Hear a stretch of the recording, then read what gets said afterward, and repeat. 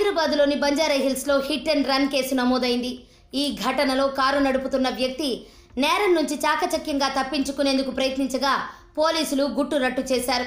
వివరాల్లోకి వెళితే బంజారాహిల్స్కు చెందిన శ్రీకాంత్ అనే వ్యక్తి సంక్రాంతి పండుగ సమయంలో పీకల దాకా మద్యం తాగి తన BMW కారులో బయటికి వెళ్లాడు. తనతో పాటు స్థానికంగా ఉండే నాగార్జున అనే వ్యక్తిని తీసుకెళ్లాడు. శ్రీకాంత్ కారు నడుపుతుండగా నాగార్జున పక్కన కూర్చున్నాడు. ఈ క్రమంలో రోడ్ నెంబర్ 3లో ఓ గుర్తు తెలియని వాహనాన్ని శ్రీకాంత్ ఢీకొట్టాడు. ఈ ఘటనలో కారు ముందు భాగం నుజ్జు కాగా ఎయిర్ బ్యాగ్స్ ఓపెన్ కావడంతో వాళ్ళిద్దరూ గాయాలు కాకుండా బయటపడ్డారు. మద్యం మత్తులో యాక్సిడెంట్ చేయడంతో తాను కేసులోకి బాగా ఇరుక్కుపోతానని భయపడిన శ్రీకాంత్ ఆ నేరాన్ని తనపై వేసుకోవాలని నాగార్జునని కోరాడు. దీంతో అతడు బంజారాహిల్స్ పోలీస్ స్టేషన్కి వెళ్లి లొంగిపోయాడు.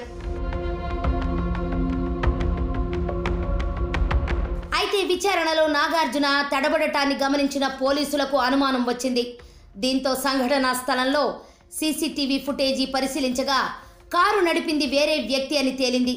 దీంతో నాగార్జునని లోతుగా విచారించగా శ్రీకాంత్ వ్యవహారం బయటపడింది.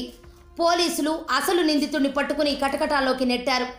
బ్రీత్ అనలైజింగ్ పరీక్షలో శ్రీకాంత్ మద్యం సేవించినట్లు తేలడంతో అతడిపై IPC 308, 427, 279, 201, 203, 419 రెడ్ విత్ 34 సెక్షన్ల కింద కేసు నమోదు చేసి దర్యాప్తు చేపట్టారు.